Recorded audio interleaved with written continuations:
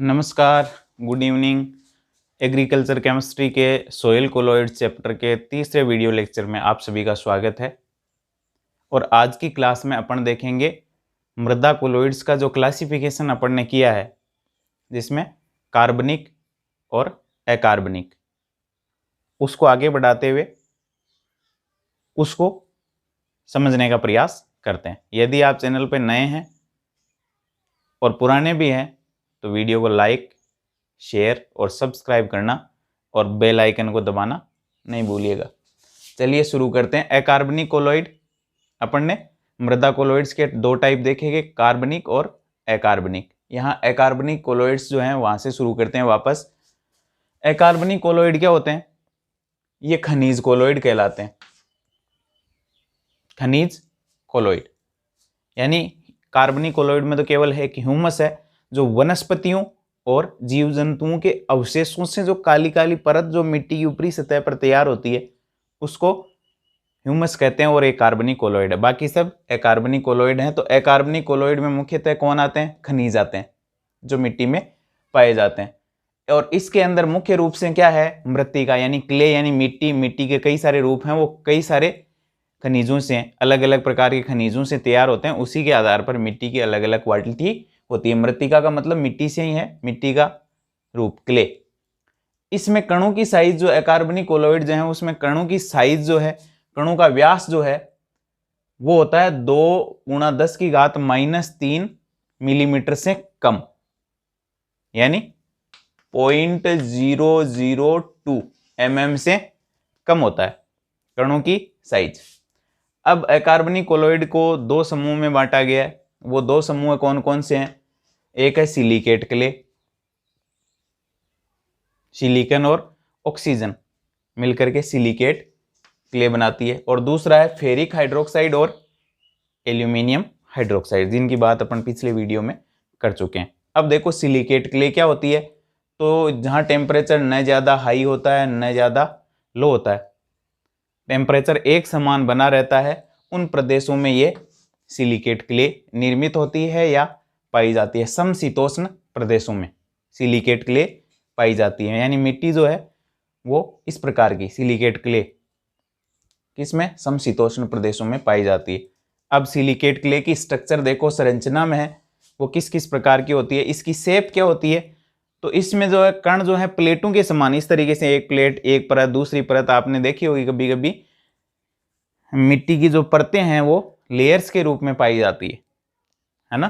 तो ये कण जो है प्लेट्स या पुस्तक के पन्नों की पतली परत के रूप में, एक के ऊपर दूसरी, दूसरी के ऊपर तीसरी, तीसरी के ऊपर चौथी लेयर जो है, यानी स्तरीय संरचना होती है। और षटभुजाकार या अनियमित छड़नुमा, अनियमित छड़नुमा इस प्रकार से, ये लेयर्स के रूप में इस प्रकार से इसकी स्ट्रक्चर होती है, किसकी? सिलिकेट क्ले की। फिर देखो सतही क्षेत्रफल, सिलिकेट क्ले में कण जो है वो बहुत बारीक होते हैं, और बारीक होने के कारण सतही क्षेत्रफल, सरफेस या एरिया या पृष्ठीय क्षेत्रफल इसका अधिक होता है, ज्यादा होता है। किसका? सिलिकेट क्ले का। फिर है विद्युत आवेश, आपको पता है मृत्तिका या क्ले जो है उस पर ऋणावेश होता है। ऋणावेश होने के कारण क्या करती है? धनायनों को, ये मृत्तिका या सिलिकेट क्ले के कणों पर कौन सा आवेश होता है? ऋणावेश होता है, जिसके कारण ये धनायनों को आकर्षित करती है। तो आंतरिक परत तो हो जाती है ऋणायनों की, और बाहरी परत की किसकी बन जाती है? धनायनों की। क्यों? क्योंकि ऋणायन होंगे वो धनायनों को अपनी सतह पर क्या करेंगे? आकर्षित करेंगे। तो सिलिकेट क्ले के कणों पर ऋणावेश है, और ये धनावेशित कणों को अपनी सतह पर आकर्षित करते हैं। तो आंतरिक परत ऋणावेश की हो जाएगी, बाहरी परत धनायनों को आकर्षित करने के कारण धनायनों की हो जाएगी। क्लियर? फिर है नेक्स्ट अधिशोषित आयन, यानी सिलिकेट क्ले जो है उसके जो कण हैं जिन पर ऋणावेश है वो कौन से आयनों को आकर्षित करेंगे? धनायनों को। तो मृत्तिका कणों पर नेगेटिव चार्ज होता है, ऋणावेश होता है, ये धनायन अधिशोषित करती है, धनायनों को अपनी सतह पर अधिशोषित करती है। और धनायनों की जो परत है बाहर वाली वो अस्थिर परत होती है। जैसे ये मिट्टी का कोई कण है, इस पर कौन सा चार्ज है? माइनस है।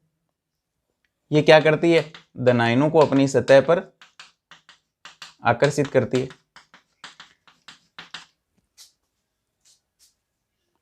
तो ये अंदर वाली परत तो स्थिर परत होती है, ये तो परमानेंट चार्ज है, ये बाहर से बाद में आकर्षित हुए हैं, ये अस्थिर परत है। तो धनायनों की परत अस्थिर होने के कारण ये जो धनायन है ये दूसरे धनायनों द्वारा क्या हो जाते हैं, आदान प्रदान कर लिए जाते हैं, यानी पोटेशियम की जगह सोडियम आ जाता है, दूसरे धनायन क्या कर लेते हैं, इन धनायनों का आदान प्रदान अस्थिर परत होने के कारण कर लेते हैं। इसको कहते हैं क्या, धनायन विनिमय। बाहर वाली जो धनायनों की परत है वो अस्थिर होने के कारण दूसरे धनायनों द्वारा इन धनायनों का क्या हो जाता है, आदान प्रदान, इसलिए इसको क्या कहते हैं, धनायन विनिमय, कैटायन एक्सचेंज। पहले देखो सिलिकेट मृत्तिका का खनिजन और रासायनिक संगठन। सिलिकेट क्ले, सिलिकेट मृदा को खनिज और रासायनिक संगठन के आधार पर 3 कैटेगरीज में डिवाइड किया गया है। 3 कैटेगरी कौन कौन सी है, एक है केओलिनाइट समूह, एक है मोंटमोरिलोनाइट समूह और इलाइट या हाइड्रस माइका समूह। ये नाम किस आधार पर दिए गए। केओलिनाइट समूह जो है उसमें जो खनिज पाया जाता है वो है केओलिनाइट। फिर मोंटमोरिलोनाइट समूह की जो सिलिकेट क्ले होती है उसमें जो खनिज पाया जाता है वो है मोंटमोरिलोनाइट खनिज। और थर्ड जो टाइप है इलाइट या हाइड्रस माइका समूह में इलाइट जो है वो खनिज पाया जाता है। इसलिए सिलिकेट क्ले के 3 वर्ग हैं, खनिजों के और रासायनिक संगठन के आधार पर। इनका संगठन भी अलग अलग होता है, यानी सिलिका और एल्यूमिना की जो परतें होती है वो अलग अलग टाइप की होती है, किसी में 2 परत, किसी में 1 परत, किसी में 1:1 में परत, किसी में 2:1 में परत, यानी परतों की स्थितियों और रासायनिक संगठन के आधार पर 3 जो वर्ग हैं सिलिकेट क्ले के बनाए गए हैं, जिनको अपन अगली क्लास में 1 बाय 1 क्या करेंगे, डिस्कस करेंगे। तो रासायनिक संगठन के आधार पर और खनिजों के आधार पर सिलिकेट क्ले 3 टाइप की, कौन कौन सी, इओलिनाइट, मोंटमोरिलोनाइट और इलाइका या हाइड्रस माइका समूह। क्लियर।